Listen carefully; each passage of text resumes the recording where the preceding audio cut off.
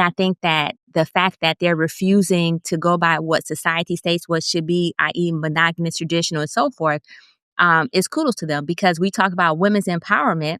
And this is part of those ways that women can be empowered is through their sexuality, through the way they choose this relationship.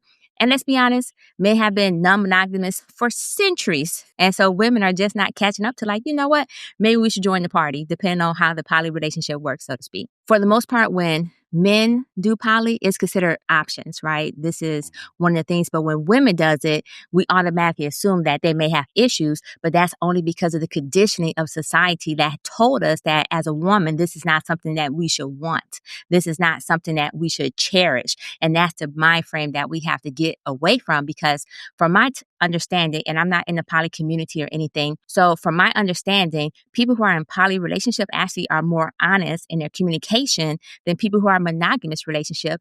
And some people who are monogamous relationship are low key in poly relationships and they just don't know about the other partner. So this is something that's worth exploring, but we also have to recognize that it's not always just they hating. Is sometimes is life, it is what it is. And we have to recognize context, conditioning, and so forth so that we can move past that. Because if we don't add that context and that conditioning, then of course everything a woman does to another woman is hating. Of course we could perceive it that way. I know society conditions women to think certain things, and society also conditioned women to have matching fathers for their kids. But here we are.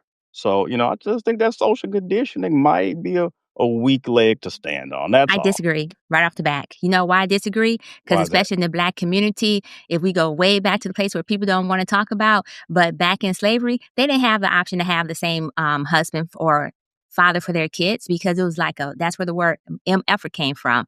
I disagree. That's why we have mandingos. That's why we have all these sexual stereotypes that are associated with men.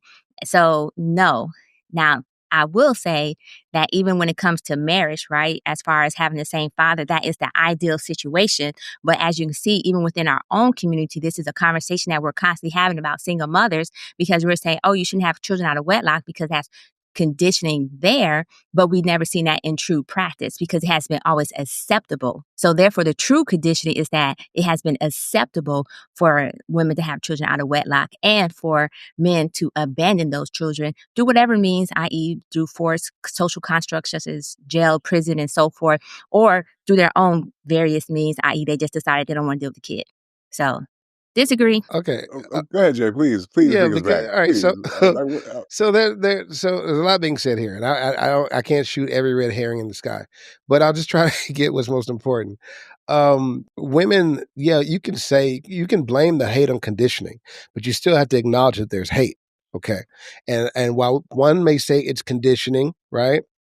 I think if we take a broader scope, we look at it biologically, women have a biological imperative for monogamy to secure resources and protection for themselves and their offspring, right? A man, he can create a child and he can whatever. He's not left with that burden. We talk about this ad nauseum in other mediums or other conversations. So I understand a woman's press for monogamy, right? But then what makes people better than animals is our agency and ability to look at a situation and adapt. Look at the numbers and go, there are more women than there are men. If every woman gets one man, there's some woman, she's like, hey, I know I said we were sisters, but F that girl. It's all for me now. Because where's the sharing? Especially if you got a good man who can do it, right? Who can support more than one person, emotionally, financially, however, right? You're just being selfish. You're literally robbing the community. So where some people say the hate is from conditioning, I say maybe it is from conditioning, but it's still hate. And once you recognize it's hate, you should be able to rise above the hate, right? Because regardless as to whether a person chooses to be monogamous or chooses to be poly, people are making their own decisions about what feels right for them and what works for them. And some of these relationships work well for multiple people, for more than just two. It's a communal thing, right? So what I really think is at the heart of it is people mad because they feel like somebody got the cheat code and they don't know how they can get there. You know what I mean? They're like, how you do that? The button, I don't get it. Girl, you better than me. I can't get them buttons. This person has found a way to be happy.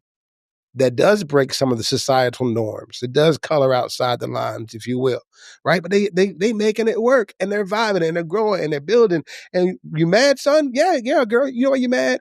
You mad because you feel like they got the cheat code and nobody told you how to do it, or you just can't make your fingers work that way. You can't get your life, wrap your mind around that way. And that's okay, but don't hate the game. Don't even hate the player. Hate the fact that you haven't learned how to play better. Just elevate your game, people. That's what I'm saying.